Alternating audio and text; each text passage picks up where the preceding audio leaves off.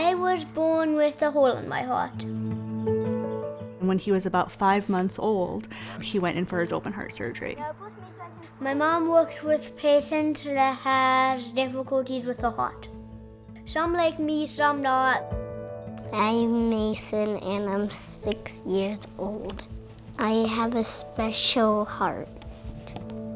It was my own team caring for my son. It was the people that I worked with every single day. And I had every confidence in them. There was no doubt in my mind that he was getting amazing care and that he was gonna come out the other side just fine. We are a group of women that all love nursing and love medicine. It was ironic to meet these women and have them be part of our team and realize that we all share some common story.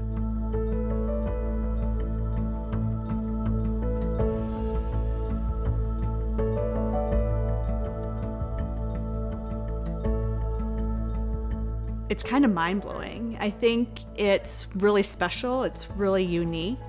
General population, there's about a 1% chance that you're gonna have a congenital heart defect in your child or be born with a congenital heart defect. And I think around a third of our team now either has a diagnosis themselves or a child that has been through this. So I was born with congenital heart disease as well. Mine was fairly simple. I was born with a hole in between my ventricles. It's called a VSD. I was born with an arrhythmia.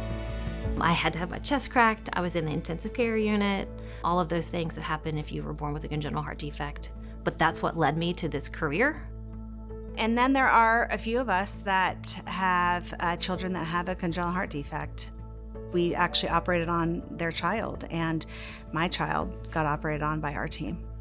My clinical hat is that I'm in the operating room, and so typically when we hear about a child that was born with congenital heart lesion who needs surgery, I'm one of the first point people to kind of know that these children are here.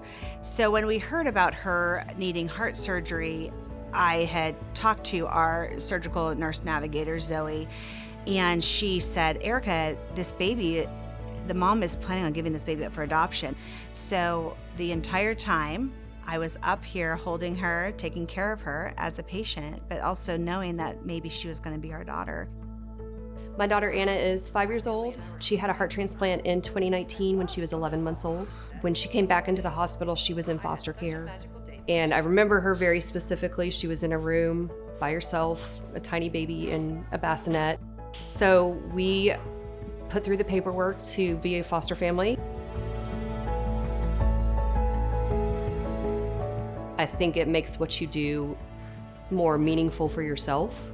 I also think it helps your parents and your patients to have that personal connection and to know that you also are in the same world that they're in and you are experiencing some of the same things and you understand what they're going through.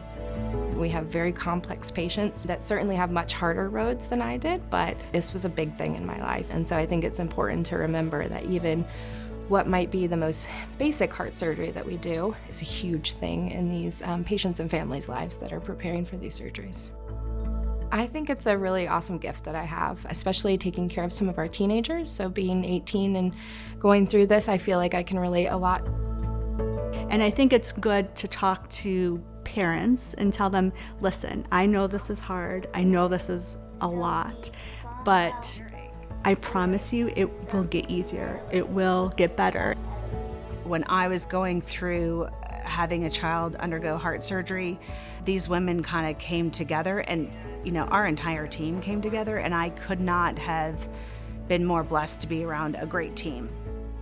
It's made our team incredibly unique. I think we have a very empathetic team because we understand what these kids and what these families have been through. So that makes us really special.